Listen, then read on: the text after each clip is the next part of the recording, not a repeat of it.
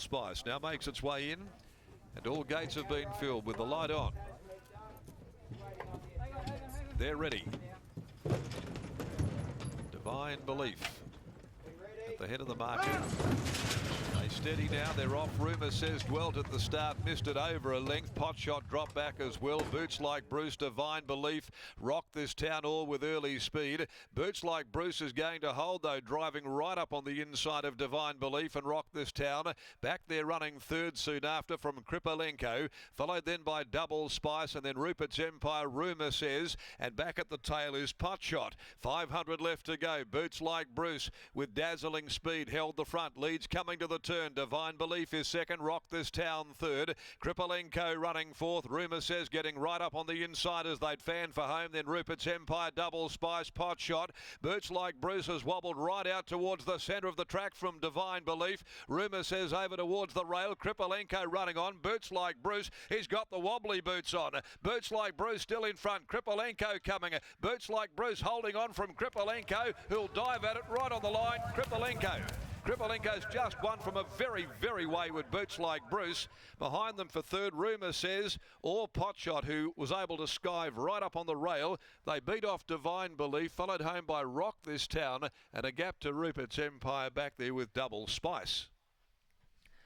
So Jason Whiting continues his very good form in the saddle, getting home on Greg Buglehull's gelding CRIPPALENKO to take out the second for the day over Boots Like Bruce. Well, he'd lost his compass in the straight, drifting right out, and nailed on the line by CRIPPALENKO, who'd continued its very good form here. They beat the others off. Rumour says maybe third in front of Pot Shot. Divine Belief unable to go on with it first up. The winner, though, is CRIPPALENKO by Machino from Brooks Me Baby for Greg Buglehull, Miss Kay Brookman. Trained by Greg, having a wonderful run with his small team.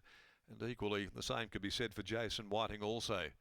Jason having a real flurry of winners. Boots Like Bruce, gee, it wobbled badly. Right out there with the wobbly boots on indeed by Alfred Nobel from Smithfields. And King Alan Kennedy, third, number 6, Rumour says, by Deep Field from Wind on Tide, Luke Fernie, Clint Johnston Porter. A long head, 2.5 lengths. The official margins in 59 flat, 34.51 the concluding 600. That's CRIPPALENKO's third win now from 14 runs and 2 from its past 3 starts.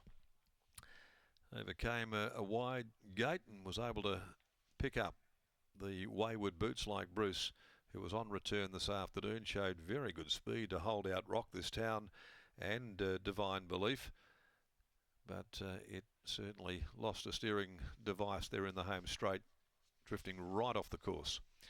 Taking Divine Belief with it there, had to switch direction, and CRIPPALENKO with the last run at them all. Race number 3, the Spirit of Racing Awards nominations now open, handicap over 1,650 metres. No changes there. 8 will do battle in the next on the card as we head downstairs. We'll catch up with Lockie after the victory of CRIPPALENKO, and continues a really good run for Greg Buglehull and also jockey Jason Whiting. It certainly does, Darren. Thank you very much. Greg Buglehull and Jason Whiting, very much an informed combination here in the West at the moment. And Jason Whiting, he just about has to be the most informed rider here in the West. Continues to boot home winner after winner. A treble on Wednesday at Bunbury, booted home Skittish, a long-time maiden on Thursday afternoon at Northam, and boots home the second here at Belmont Park. And CRIPPALENKO, what a job Greg Buglehull has done with this horse. He just continues to go from strength to strength throughout this campaign. Greg is on strapping duties at the moment, and he's about to catch up with me now. He's still catching up with Jason Whiting, but Greg, I'll catch up with you for a word. What a horse this is, CRIPPALENKO. He's been up in work for a long time, but he doesn't seem to know it. No, mate, he's always up and about. He's a beautiful horse, and we've just cleaned his feet up and down, up in his stalls, and he just stands there as if he's going to go back to sleep. And he just, but he really nice ride by Fish. Certainly was. What was the plans pre-race? He had an awkward draw to overcome, barrier 8 of 8. What were your discussions with Fishy like pre-race? Yeah, well, I said to Fish, like, I mean, I said, you know the horse now. He's ridden him a fair bit. He's taken a little bit of time, as I said a few starts ago. He'll take a bit of time to learn a few things, but he's a quick learner, and the penny's trotting pretty smartly. So I just said to Fish, you've ridden him a bit. You know, if he can find the speed, well, I'll be there.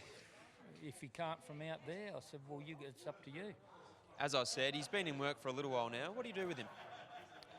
Well, to tell you the truth, mate, I want to go into the paddock as well.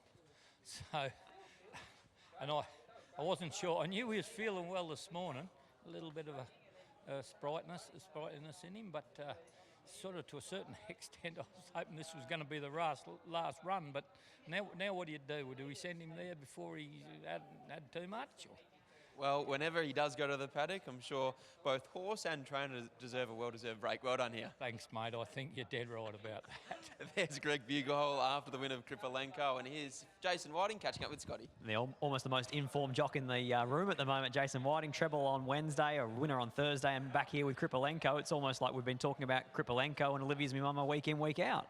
Yeah, no, they're going too. You know, Greg's got the team going super. I think the other little filly might have gone out for a bit of a break, but this bloke continues to race well. What about up the home straight there? It looked like you and Alan were just going to get wider and wider there in the last 100 metres.